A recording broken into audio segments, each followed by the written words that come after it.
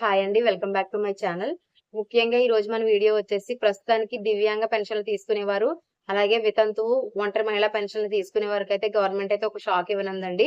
అది ఏంటి అనేది తెలుసుకోవాలనుకుంటే మన ఛానల్‌ని సబ్స్క్రైబ్ చేసుకోండి. అలాగే ఈ వీడియోని పూర్తిగా చూడడానికైతే ట్రై చేయండి. మీకు ఏమైనా డౌట్స్ ఉంటే కామెంట్ సెక్షన్‌లో కామెంట్ చేయండి. ముఖ్యంగా వచ్చేసి 70% బోగస్ సర్టిఫికేట్‌లతో తీసుకునే పెన్షన్‌లే ఉన్నాయనేసి అయితే గవర్నమెంట్ అయితే తేల్చి చెప్పిందండి. నిన్న జరిగిన కలెక్టర్ కాన్ఫరెన్స్ జరిగిందండి నిన్న, మొన్న కూడా. సో, అందులో అయితే కలెక్టర్‌లో విజ్ఞప్తి చేశారు చంద్రబాబు నాయుడు గారికి. అందులో 10,000 పెన్షన్‌లో కనీసం ఒక 500 పెన్షన్‌లు అంటే దగ్గర దగ్గరగా 2.5 లక్షల పెన్షన్‌లు గాని, ఒక 6 లక్షల పెన్షన్‌లు గాని, బోగస్ పెన్షన్‌లు ఉండే అవకాశం ఉందని తెలిసిందండి. సో, ఇప్పుడు వచ్చే 3 నెలల్లో కూడా పెన్షన్ వెరిఫికేషన్ అయితే జరుగుతుందని చెప్పేసి గవర్నమెంట్ అయితే తెలియజేయడం జరిగింది. ఇప్పుడు జరుగుతున్న పెన్షన్ వెరిఫికేషన్‌లో ఎవరైనా సరే వారు అనర్హులు అని తేలినా, ఈ బోగస్ సర్టిఫికేట్‌లని తేలినా సరే వెంటనే వాళ్ళు పెన్షన్ రద్దు చేయడంతో పాటు ఇప్పటి వరకు వాళ్ళు ఇవ్ తీసుకున్న పెన్షన్ మొత్తాన్ని కూడా వాళ్ళతో అయితే తిరిగి కట్టిస్తామని చెప్పేసి సీఎం చంద్రబాబు నాయుడు గారు అయితే చెప్పడం జరిగిందండి. ముఖ్యంగా సదరణ ధృవీకరణ పత్రాన్ని పొంది పింఛన్ తీసుకుంటున్న 3,600 మందితో ఇది ఒక జిల్లాలో జరిగిందండి. 70% సదరణ ధృవీకరణ పత్రాలు బోగస్ అని తేలిందండి. సో, వీళ్ళందరి మీద కూడా చాలా సీరియస్ గా ఉన్నారండి. 3,600 పింఛన్లు తనిఖీ చేస్తే అందులో 127 మందికి అర్హత ఉందంటండి. చూడండి ఎంత ఘోరమో. అందులో 127 మందికి అంటే ఇంచుమించు 3,400 మంది, 3,450 మంది అయితే ఫేక్ అని తేలిందంట. సో, 78 మంది ఒక గ్రామంలో 78 మంది దివ్యాంగులు ఉంటే తనిఖీ చేస్తే 56 మంది అనర్హులు ఉన్నారని తేలిందంట ఒక జిల్లాలో.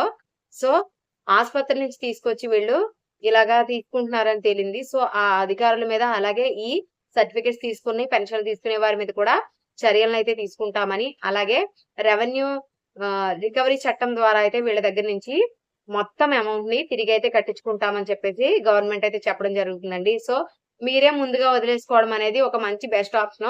మీరే మీ పెన్షన్ ని వదిలేసుకుంటే మీ పెన్షన్ వెరిఫికేషన్ సమయంలో మీ నేమ్ ఉండదు కాబట్టి ఆ అమౌంట్ తిరిగి కట్టే అవకాశం ఉండదు. అదే మీరు మీకు మీరుగా వదులుకోకపోతే మీకు మొత్తం అమౌంట్ కట్టాలంటే మీ వల్ల అవ్వదు. ఎందుకంటే అదొక చట్టం ఉంది.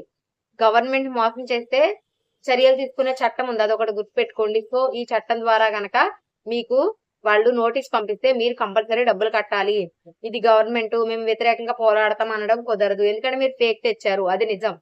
సో, ఇదొకటి గుర్తుపెట్టుకోండి. లేదంటే మీ మీద తీవ్రమైన చర్యలు తీసుకునే అవకాశం ఉంటుంది. సో, ఎవరిచ్చారు లేకపోతే ఎలా జరిగింది, అప్పుడు మేము ఇంత ఖర్చు పెట్టాం ఇదంతా వదిలేయండి. ఇప్పుడైనా మీ పెన్షన్ మీరు వదిలేసుకోవచ్చు స్వచ్ఛందంగా. సో, చాలా మంది భయపడుతున్నారండి. ఒకే ఇంట్లో 2 పెన్షన్లున్నాయి. మాకేమైనా ప్రాబ్లమ్ 2 ఉండొచ్చండి. ఎందుకంటే ఒకళ్ళకి హెల్త్ ప్రాబ్లమ్ వల్ల పెన్షన్ రావచ్చు. ఒకళ్ళకి వికలాంగ పెన్షన్ రావచ్చు. కానీ ఒకే ఇంట్లో 2 వృద్ధాప్య పెన్షన్లు గాని, ఒకే ఇంట్లో 2 సింగిల్ వుమెన్ పెన్షన్లు గాని, ఒకే ఇంట్లో 2 ఆహ్, ముఖ్యంగా వితంతు పెన్షన్లు గాని, ఒక ఆహ్, వృద్ధాప్య, ఒక వితంతు పెన్షన్ ఇలాంటివి సామాజిక పెన్షన్లు ఇవ్వలేదు గానీ, దివ్యాంగుల పెన్షన్లు అనేవి గాని, హెల్త్ పెన్షన్స్ అనేవి గాని నలుగురున్నా తీసుకునే అవకాశం ఉందండి. సో, మీరైతే బెంగ పడక్కర్లేదు. మీకేమైనా డౌట్స్ ఉంటే కామెంట్ సెక్షన్‌లో కామెంట్ చేయండి. Thanks for watching. బై.